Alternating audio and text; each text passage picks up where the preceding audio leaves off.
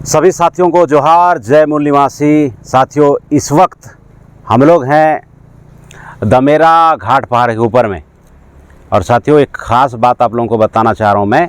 इस वक्त जो हमारे बीच में जो शख्सियत मौजूद हैं, ये जो शख्सियत हैं बहुत ही जानी मानी जो हस्ती हैं, वीरांगना फूलन देवी जी के भांजे साहब हैं।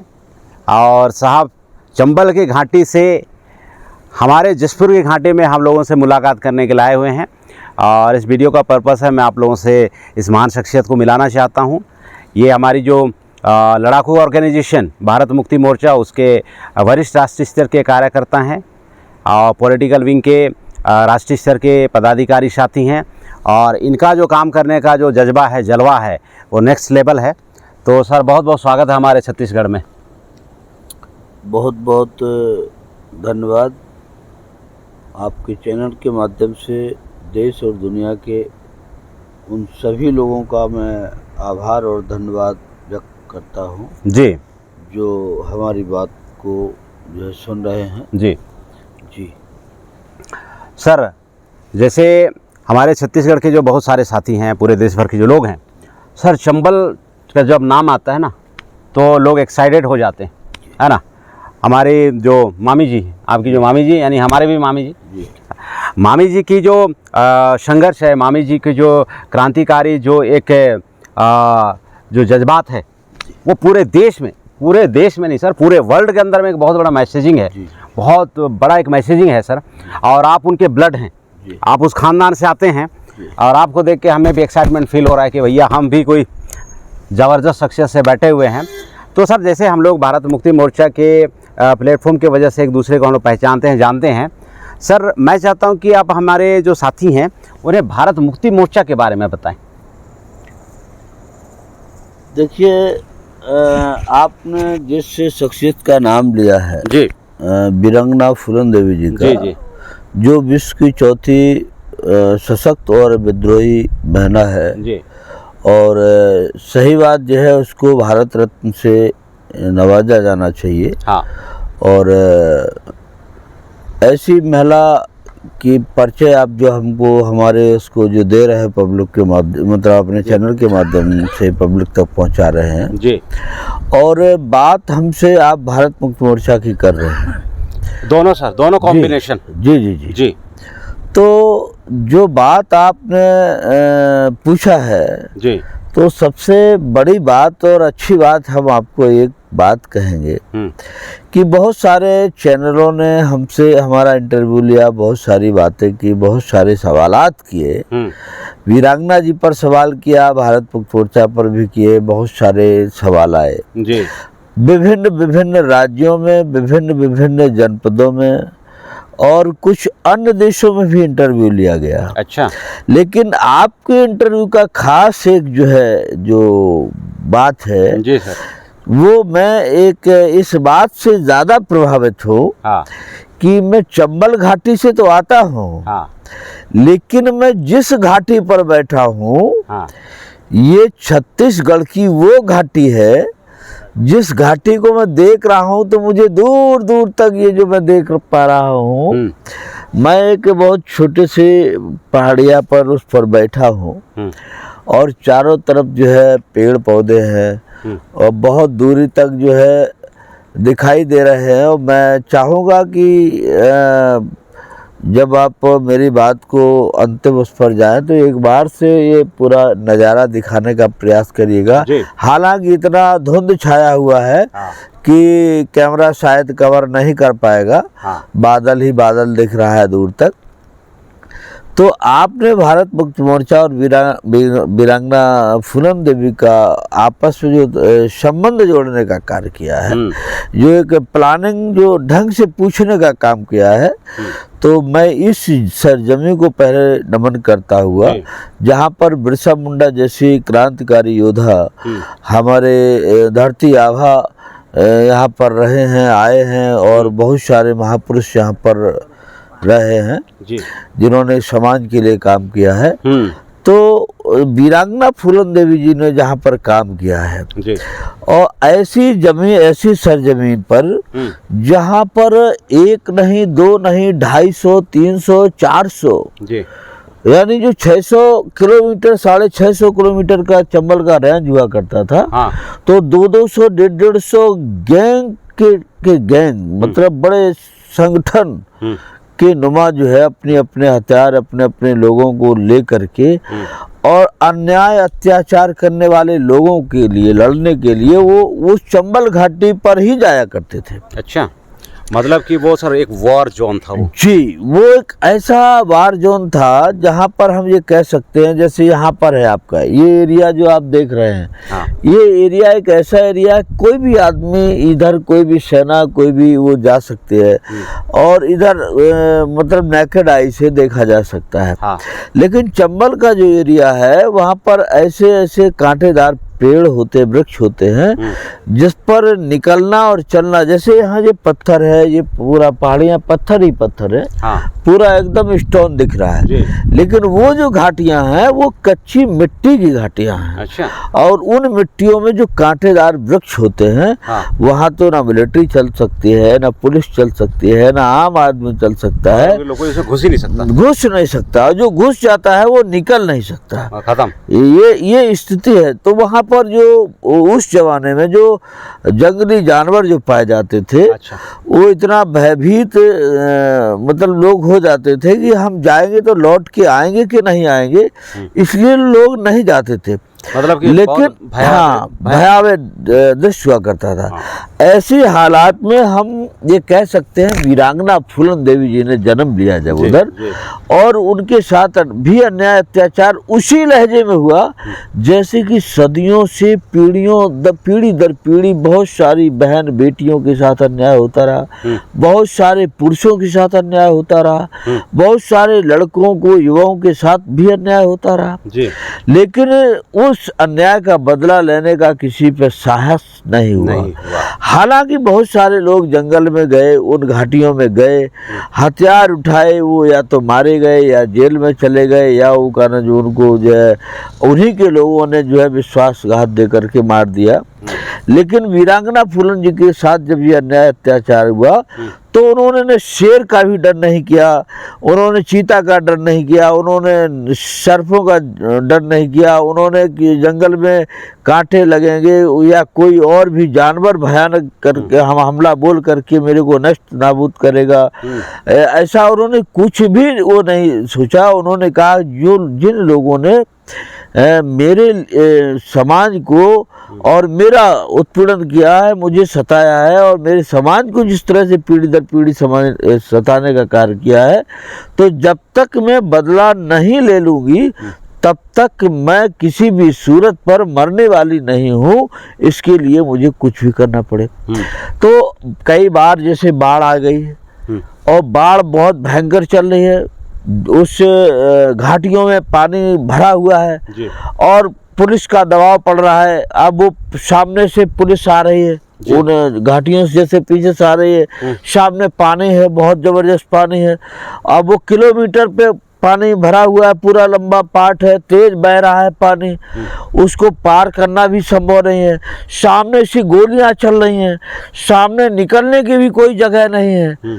ऐसी हालात में भी वीरांगना जी ने डरी नहीं, झुकी नहीं, आत्मसमर्पण नहीं किया। उन्होंने भी मुंहतोड़ जवाब दिया। जब उन्होंने देखा कि अब बचना मुश्किल है तो वो उस बहती हुई तेज धारा में वो हथियार सहित उस पर कूद गई, लेकिन समर्पण नहीं किया। हाँ, और उसी पानी में बह गई तो कोई लकड़ी मिली। एक वाकया मुझे याद आता है कि उनके द्वारा जो बताया गया था। हाँ। कि एक बार जब वो ऐसे घेराव में फंसी और उन्होंने जल में कूद गई, तो जहाँ तक उनको तैरते बना, वो जो तैरती चली जा रही हैं, और कि उनको जो है जो बीच धारा से थोड़े पहले, चूँकि हवा के प्रभाव से जो लकड़ी बहती है, जो उसका मलबा होता है पानी का, वो या तो इस साइड होता है या सेंट्रल होता है या उस साइड होता है, हवा जैसी चलती है। तो लगभग ऐसी 400 300-400 मीटर के अंदर जाके जो पानी चल रहा था उस पर कोई मोटी लकड़ी जा रही थी। अच्छा। हाँ, तो उसी लकड़ी का उन्होंने सहारा ले लिया और हाथ में गन भी है उनके, और उसको सहारा को उसी के सहारा से वो चलती जा रही हैं, बह रही हैं। पुलिस की गोलियां चल रही हैं और वो पानी में डुब्बी लगा रहे हैं और उसको पकड़े हुए हैं। वो देख रहे हैं कि वो जा रही है फूलन, वो उसको पकड़े हुए हैं और वो चल रहे हैं उसी के सहारे। इधर क्या देख रहे हैं कि उसी पेड़ पर, जो उसके पेड़ है, मोटी पिंडी है, जिस पेड़ को इस हिस्से में वो पकड़े हैं, दूसरे हिस्से में एक जहरीला नांग उनको यूं करके खड़ा हुआ है। दूसरी साइड में उनको सर्फ डसने को तैयार बैठा है कि उधर गोलियां आ रही हैं, दूसरी तरफ सर्फ बैठा हुआ है, और तीसरे अगर हाथ छोड़ते हैं तो पानी में डूब के मरना तय है। अभी आप समझिएगा। लेकिन उन्होंने सर्फ को भी नहीं डरी, गोलियों से भी नहीं डरी, और वो अपनी उस पिंडी को पकड़े रहे और चलते रहे। गोलियों का एक रेंज होता है कि राइफल की गोली 3 किलोमीटर से ज़्यादा जो है नहीं वार कर सकती है। तो 3 किलोमीटर से ज़्यादा जब वार नहीं करेगी, सटीक वार नहीं कर सकती। हाँ, सटीक वार नहीं, 3 किलोमीटर तक वो मार सकते हैं। इसके बाद जो है फिर क्या है, उन्होंने कहा कि चलिए ठीक है, वो उस लकड़ी का सहारा से चलते जा रहे हैं। फिर उन्होंने उस नांग से अपने निवेदन किया कि मुझे मतलब बख्शो, और तुमको भी जाना है और मुझे भी जाना है, तो किसी तरह से पार होना है, तो लिहाजा आप मुझे ये जो फन फैलाए हुए हो इसको जो कम कर लो, जिससे कि आप भी पार हो जाए, हम भी पार हो जाए।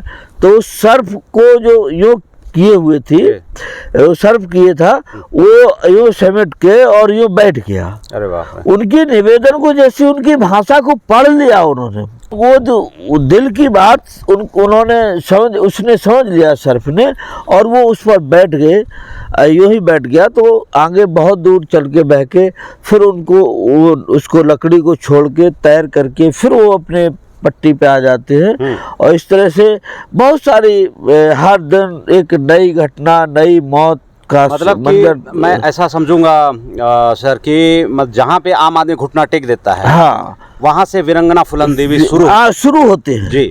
यानी अभी आप समझिएगा, हाँ, जहाँ पर उत्तर प्रदेश, राजस्थान, मध्य प्रदेश, हाँ, 3-3 सरकारें लगी हों, 3-3 सरकारों का पूरा फोर्स लगा हो, जिसके लिए हाँ, हेलीकॉप्टर से ऊपर से बम बारिश कराई जा रही हो, अच्छा, गोलियां बरसाई जा रही हो, हाँ, और फूलन उसी जगह पर डटी हो, और फूलन के साथियों ने कहा कि इस हेलीकॉप्टर को मार दूं, इसको खत्म कर दूं, ये हमको मार रहे हैं। तो फूलन ने कहा नहीं, आपको मारना नहीं है, ये सरकार के द्वारा जबरन जो है अपना काम कर रहे हैं, ये हमारी दुश्मन नहीं है। हमारा टारगेट तो है जो लोग समाज का अत्याचार करते हैं, हमें पुलिस को मारना नहीं है, वो अपना काम कर रहे हैं, हमको बचना है उनसे, ये अपना काम है।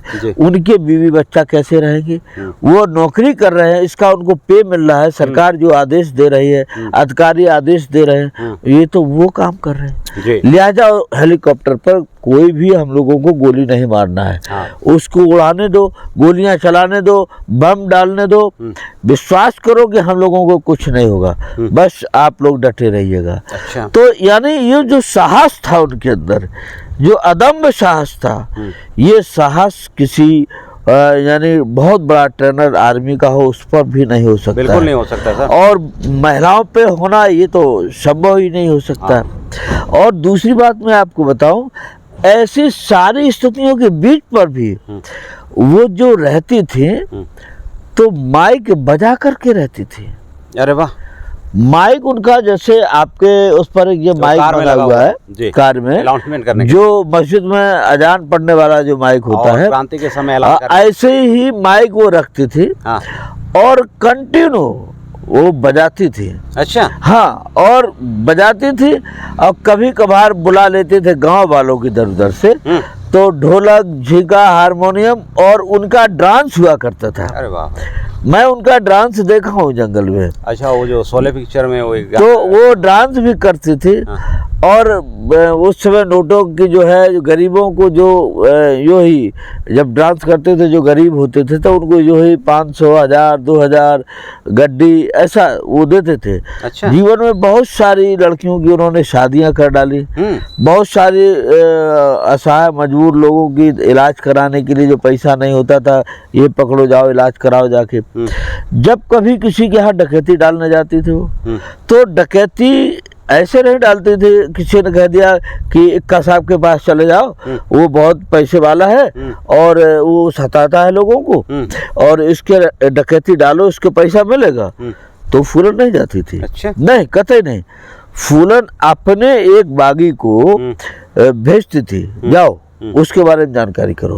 वो सादा यूं ही से अच्छे उस पर जाते थे और जाके उस एरिया में उस गांव में उधर 2 दिन 4 दिन सर्वे करता था, जाता था दुकान में कुछ लेता खाता, पता करता, उसके बारे में जानकारी करता, फिर कैसे मजदूरों लेबरों को सताता है कि नहीं सताता है। नहीं सताता है, तुम्हारे पास धन है, हमें लेना देना नहीं है। अगर तुमने सता के धन एकत्रित किया है नाजायज तरीके से, हाँ नाजायज तरीके, गैर संवैधानिक तरीके से, गैर संवैधानिक तरीके से, तो भैया तो फिर वो जब उनकी रिपोर्ट मिलती थी, हाँ। तो फूलन कहती थी अच्छा चलिए ठीक है, उसको सूचना भेजती थी। अच्छा। आज के बाद कोई भी गलत तरीके से काम नहीं करोगे, हाँ। वरना मैं आपका सारा धन आपसे छीन लूंगी और इस पर फिर आप परेशान ना होइएगा। लिहाजा आज से आपको मौका दे रहे हैं, पहले मौका दे रहे हैं, सूचना। लेकिन लोग ये सोचते थे कि हम बीच गांव में रह रहे हैं, हाँ। और हम शहर में रह रहे हैं, हमारे को ऐसा कौन महिला वो क्या करने वाली है यहाँ पर। तो लोग कहाँ जिसकी वो आदत पड़ी हो खराब, वो चूकने वाली कहाँ। हाँ। तो वो आदत नहीं संवारती। जब नहीं संवारती थी, ऐसी हालात में फूलन जो है दिन में कभी भी 4 बजे के बाद नहीं, 12 बजे, 1 बजे, 2 बजे, 3 बजे, 4 बजे दिन में चढ़ करके, गांव हो या शहर, दिन में वो चढ़ाई करती थी और उसके सबसे ऊंचे मकान में, उस गांव के ऊंचे मकान में चढ़ के या उसी के ऊंची बिल्डिंग में चढ़ के माइक लेके बैठती थी और स्वतः माइक से जो है अपने आप से अनाउंस करती थी, जो जहाँ है वो वहीं बैठ जाए, हमें किसी से कुछ भी लेना देना नहीं है। अगर किसी ने भागने की हिम्मत की तो कुत्ते की मौत नाजायज मारा जाएगा, इसका जिम्मेदार वो स्वतः होगा। अच्छा। तो आदमी कौन भागेगा, नहीं भागेगा, इतना सुन के वो बैठ जाता था। लेकिन उस मकान में जो अंदर घुस करके उसके यहाँ जितना भी धन होता था, वो धन उससे निकलवा लेते थे। जो गड़ाया हुआ धन होता था, छुपाया हुआ रखा हुआ, वो ले लेते थे। एक खास खासियत होता था, 1 से 10 लाख तक का अगर वो कोई बहू बेटी उसके घर में अगर पहने हुए हैं, तो कोई भी व्यक्ति को ये आदेश नहीं था कि किसी का एक जंजीर, किसी का हार, किसी के कानों का, किसी के पैरों का, किसी के कमर का, कोई भी यानी या सोने का कहीं पर भी कुछ भी पहने, हाथों का, उंगली का कुछ भी निकालने का काम आदेश नहीं था जी। वो महिला को टच नहीं करना है, उसको यूं ही छोड़ दो। और जिसके घर में वो लूटपाट करती थी, उसके घर में कभी किसी का मर्डर नहीं करती थी। मतलब कि सर संपूर्णतः जीवन उन्होंने, हाँ। अनुशासन को कभी भी उन्होंने ब्रेक नहीं किया। और दूसरे जब वो ले जाती थी, हाँ। ले जाकर के वो ऐसा नहीं करती थी अपने परिवार को दे दिया, रिश्तेदार को दे दिया, किसी और को दे दिया, नहीं। जब देती थी तो उसकी लिस्ट में रहता था, फला गांव में ये शादी वहाँ होने वाली, वो गरीब आदमी है, उसकी वो गरीबी के कारण वो बेटी कोई लिए लड़का नहीं ढूंढ पा रहा है। फला गांव में वो बीमार चल रहा है, वो 4 साल से बीमार है, पैसे के कारण से इलाज नहीं हो रहा है। तो वो वहाँ जा करके वो थोड़ा थोड़ा करके जहाँ जितना जरूरत होती थी उसको धर देता था, देती थी वहाँ। मतलब कि जो वीरांगना फूलन देवी जी है, हाँ। वो गरीबों की मसीहा थी, वो मदद करती थी। कारण इसका फिर ये होता था, अगर वीरांगना जी गांव में हैं कहीं पर, पहले वो किसी गांव में नहीं जाती थी, अगर किसी गांव में हैं तो फिर पूरे गांव में कोई भी बच्चा, पुलिस का जवान कितना भी उससे खुफिया तंत्र चला जाए और पूछ ले क्या यहाँ फूलन को देखा है, कभी आई है फूलन, तो कहते तो नहीं, इधर तो फूलन आई नहीं। और फूलन को अगर चलना है, चलो हम बताते हैं किधर फूलन है, तो जब पुलिस को बताया जाता था फूलन इधर है, इधर ये इधर है फूलन, तो जैसे ही बताते थे पुलिस को इधर है, तो गांव का आदमी ईमानदार होता है, सही बताता था कि फूलन इधर गई है, तो पुलिस इधर जाती थी, इधर, और लौट के आती थी, बताने वाले को मारती थी कि कहना तुमने गलत बता दिया, इधर तो फूलन मिली नहीं। तो वो कहते थे सर मैंने तो इधर बताया, आप इधर गए थे। अच्छा अब मैं झूठ बोल रहा हूँ। तो यह बात एक बार एक घटना है कि एक महिला थी, वो खेतों में रहा करती थी जंगल के किनारे, तो फूलन अक्सर वहाँ आती थी, अम्मा क्या बनाया, अम्मा क्या खा रही हो, थक गई हो तो पैर दाब दें अम्मा, मतलब वो बूढ़ी थी तो उनको अम्मा कह के उनकी बहुत ख्याल रखती थी। तो पुलिस जब भी आती थी कि क्यों डोकरी तुमने इधर फूलन को देखा, तो वो सही सही बताती थी, वो भी सही बताती थी गांव के लोगों की तरह। तो जब बताती थी तो फूलन मतलब सही बताए, पुलिस उल्टी दिशा जाती थी। फूलन ने कहा एक दिन, बिटिया एक बात बताओ, पुलिस आती है हमको गालियां देती है और हम सही बताते हैं कि तुम इधर गई हो, इधर गई हो, आज इधर गई हो, कल इधर गई हो, हम सही बताते हैं, और वो हमको गालियां देते हैं आके लौट के, और उधर जाते नहीं कि अम्मा अब एक काम करना, तुम जब हम इधर को जाएं तो तुम इधर बता देना, इधर जाएं तो इधर बता देना, उल्टे साइड बताना, उल्टे बताना। कहे ठीक है। तो अब जब भी आए पुलिस 10-5 दिन में आना होता ही था, तो पुलिस आई, पुलिस ने कहा कि क्यों डोकरी फूलन को देखा है, आई है क्या? कि बेटा फूलन तो आई और अभी 1 घंटा पहले गई। कि किधर गई? कि वो इधर को गई है, इधर को गई है।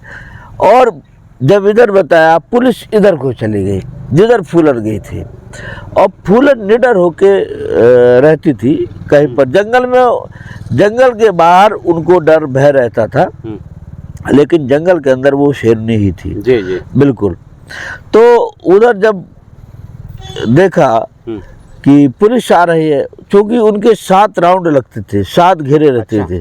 पहले चरण में बाहर एक एक टापू, जैसे ये टापू है, यहाँ ड्यूटी वाला बैठा है, उस टापू में बैठा है, ये टापू में बैठा है, उधर टापू में, ये टापू में बैठते थे, यानी कि पूरा मुस्तैद पूरा। हाँ, फिर उसके बाद अगले टापू जो पड़ता था बीच में, उस पर टापू में बैठते थे। फिर इस तरह से 7 राउंड लगते थे। 7 राउंड के बीच पे फूलन जो वहाँ जहाँ खाना बनता था, जहाँ गाना बजाना होता था, जहाँ वो बैठे हैं, और निश्चित कोई दिक्कत नहीं होती थी। तो और इतनी खतरनाक टाइट सिक्योरिटी रहती थी, सिक्योरिटी इतनी टाइट रहती थी। और ये जब सिक्योरिटी, जैसे पहले राउंड में कोई व्यक्ति आया, तो जब पहले राउंड में कोई आया तो वो पक्षी की आवाज दे करके अगले राउंड वाले को बताते थे कि फला पहले राउंड को क्रॉस है, फला फला 2 लोग 3 लोग 10 लोग पुलिस या गांव का व्यक्ति या किसान या चरवाहा प्रेस कर रहा है। तो पहला दूसरे को, दूसरा तीसरे को, तीसरे चौथे को, और 7वें राउंड में पहुंचने के लिए 1 मिनट नहीं लगता था।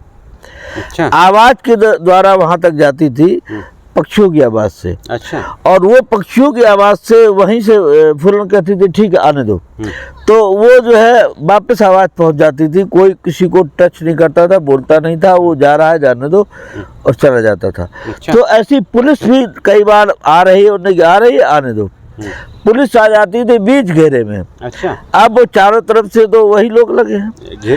अब फूलन कहती थी बताइए भाई क्या किया जाए, आप लोग डेली पूछते हो, अब आपके साथ कौन सा सलूट किया जाए। तो जब ये बात कहते थे कि क्या आप अब क्या किया जाए, तो वो कहते थे कि जैसा भी आप समझे, हम तो ड्यूटी कर रहे हैं, हमें जाने दो, मैं तो निकल रहा था, मुझे कोई मतलब नहीं है। नहीं, आप आए हो तो रुको, खाना खाइएगा, खाना खा के फिर जाइएगा। 10-20 लोग होते थे, कभी कभार तो 20-30 लोगों को, पुलिस वालों को वो लोग बताते हैं कि बैठाना भी गया, फिर कहा गया कि ठीक है अब जाना है, आप चले जाइएगा, आपको कोई नहीं रोकेगा, आप चले जाइएगा।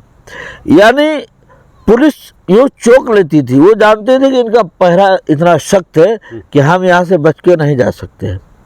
तो पुलिस दोबारा कभी, और लौट के उस माँ से बोली कि माताजी तुमने मरवा दिया होता कि तुमने बताया था कि वो जो है इधर गई है। हाँ। तो कहे कि रोज तो हमें गालियां देते थे, आज तुम नहीं झेल पाए का कि अम्मा आज से तुम अम्मा आज से ना बुढ़िया कहना भूल गए, अम्मा बोलना शुरू कर अम्मा शुरू कर दिया। हाँ।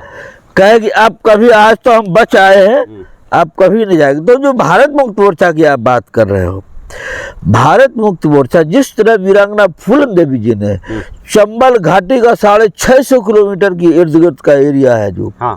वो जो वहाँ का आज़ादी दिलाई है, जो स्वतंत्रता दिलाई है, जो लोगों को गुलामियत से आज़ादी दिलाई है, जहाँ अंगूठा लगवा करके जबरन जमीनें लिखी जाती थी, जहाँ बहू बेटियों को उठा लिया जाता था, जहाँ पर अंदर से महिलाओं जो लड़कियाँ हैं वो हर खेत जाने पे डरती थी, अगर पहुँच गई हैं तो उनको घर आने में 4 बजता था, घर आ जाती थी। घर में भी सूर्य डूबने से पहले गेट बंद कर लिए जाते थे। वो आज रात 12 बजे तक खुल रहे हैं जी। कोई डर नहीं, कोई भय नहीं, जो मुक्त किया है। हाँ। तो भारत मुक्त मोर्चा आज की डेट पर जी बगैर गोली के, हाँ, बोली से सरकार की जो भारत में आज संविधान है, उस संविधान के दायरे में रह करके, हाँ, संविधान का पालन करते हुए बाबा साहब जो हमारा अपना पुरखा है, वो भारत मुक्त मोर्चा उस संविधान को लेकर के भारत को मुक्त करने के लिए, जिस तरह से वीरांगना ने चंबल घाटी को मुक्त किया है, इस तरह से भारत में हो रहे अन्याय अत्याचार, बहुत सारे क्राइम पर डे, जो हजारों लड़कियां देश के अंदर कुछ गुम हो रही हैं, कुछ के साथ बलात्कार हो रहे हैं, कुछ को जो है उनके अंग बेचे जा रहे हैं, काटे जा रहे हैं, मतलब तरह तरह से जो सताए जा रहे हैं। बहुत सारे लोगों को मरना पड़ रहा है, आत्महत्या करनी पड़ रही है। अब यहाँ आदिवासी इलाके में जब मैं बैठा हूँ, इस इलाके में जो पूरा आदिवासी इलाका है जो मैं देख रहा हूँ, जहाँ जल जंगल जमीन की लड़ाई चल रही है, जो मैं अभी आया हूँ तो इधर आंदोलन चल रहा है। आप भी आंदोलन की लड़ाई लड़ रहे हैं बड़े पैमाने से, चूंकि आप भी आदिवासी हैं और मैं आदिवासी हमारा ही परिवार है, तो हम ये समझ सकते हैं कि भारत मुक्त मोर्चा के बैनर तले ये आदिवासियों को भी और भारत के सभी मूल निवासी बहुजन समाज और जो भी हमारा अल्पसंख्यक बहुसंख्यक की संख्या में है, जिसको लोग अल्पसंख्यक कहते हैं, जो चंद्र उच्च कोट के अपने आप को समझते हैं, जो सवर्ण अपने आप को बनता है, जो देश के हुक्मरान हैं, जिनका डीएनए भारतीय नहीं है, ऐसे लोग जो यहाँ कब्जाधारी है, उनसे मुक्त कराने के लिए भारत मुक्त मोर्चा जो काम कर रहा है, जो आदरणीय बामन मेश्राम साहब के नेतृत्व में काम हो रहा है, ऐसे भारत मुक्त मोर्चा के लिए देश के सभी आदिवासी मूलवासी बहुजनों को, वो दलगत हो या गैर दलगत हो, किसी भी संस्था में काम कर रहे हो, जब देश की बात आए और समाज और पीढ़ियों की बात आए तो एक होकर के हमें निश्चित तौर से लड़ाई लड़ना चाहिए और वीरांगना फूलन देवी जी से सबक लेना चाहिए, और इस तरह से हमारा देश आज़ाद होगा। हाँ। अब हमें गोली नहीं चलाना है, बल्कि बोली चलाना है, और बोली चला करके ताकत दिखा करके देश को आज़ाद कराना है। बस इस बात पर मैं यही बात आपको कह पाऊंगा। साथियों, आप सुन रहे थे डॉक्टर रघुनंदन निषाद जी को, फूलन देवी के भांजा साहब हैं, और ऐसे ही बहुत सारे फूलन देवी, वीरांगना फूलन देवी जी के जो इतने लंबे समय की जो संघर्ष है, इतने लंबे समय की जो संघर्ष है, इस संघर्ष को हम लोग आपको जब जब हमें साहब का समय मिलेगा, मैं कवरेज करने का भरपूर प्रयास करूंगा मैं, और आप यूं ही हमारे चैनल में बने रहिए। बहुत सारे देश के जो ऐसे जो स्टोरी है, ऐसे बहुत सारे जो स्टोरी हैं, उन स्टोरियों को मैं आप लोगों के सामने मैं ऐसे ही मैं बताता रहूँगा मैं, और आप लोग हमारे साथ में जुड़े रहिए। ऐसे हमारे बहुत सारे देश के अंदर में जो हिस्टोरिकल, जो हमारे भारत देश का बहुत सारी जो घटनाएं घटी है, जैसे राजस्थान की घटनाएं घटी है, उत्तर प्रदेश की घटनाएं घटी है, ऐसा बहुत सारा हमारे पास में घटनाएं घटी है जो हमारे हिस्टोरिकल को इंडिकेट करते हैं। मैं चाहूँगा दर्शकों को थोड़ा, हाँ, ये पहाड़ी इलाका जो है, आदिवासी इलाका है, हाँ, थोड़ा सा अपने कैमरे को कवर करते हुए दिखाने का प्रयास करें। बिल्कुल बिल्कुल, मैं आप कवर करूं उससे पहले मैं ये बोलना चाहता हूं कि इस जंगल में हम दो शेर, चल घर जल्दी हो गई देर। Slow slow slow slow slow slow. तो साथियों, जैसा आप ये जो पूरा जो सराउंडिंग वे में आप जो नज़ारा देख रहे हैं, ये हमारे जशपुर घाटी का एक सीन है। और जब कभी हमको मौका मिलेगा चंबल घाटी जाने को, तो हम लोग वहाँ की भी घाटी और वहाँ की भी नज़ारा आपको ज़रूर दिखाने का प्रयास करेंगे। तो साथियों, इस वक्त हम लोग आप सभी साथियों से विदा लेते हैं और आप लोगों को मैं कहना चाहता हूँ, जय मूल निवासी, जय बिरसा, जय क्रांति और जय जोहार। और 25 तारीख जेल भरो आंदोलन में बड़ी संख्या में छत्तीसगढ़ के जिला मुख्यालयों में और पूरे देश भर के 567 जिला मुख्यालयों में जेल भरो आंदोलन को सफल बनावें। इसी निवेदन के साथ में आज की मुलाकातों को हम लोग समाप्त करते हैं। धन्यवाद। जय मूल निवासी।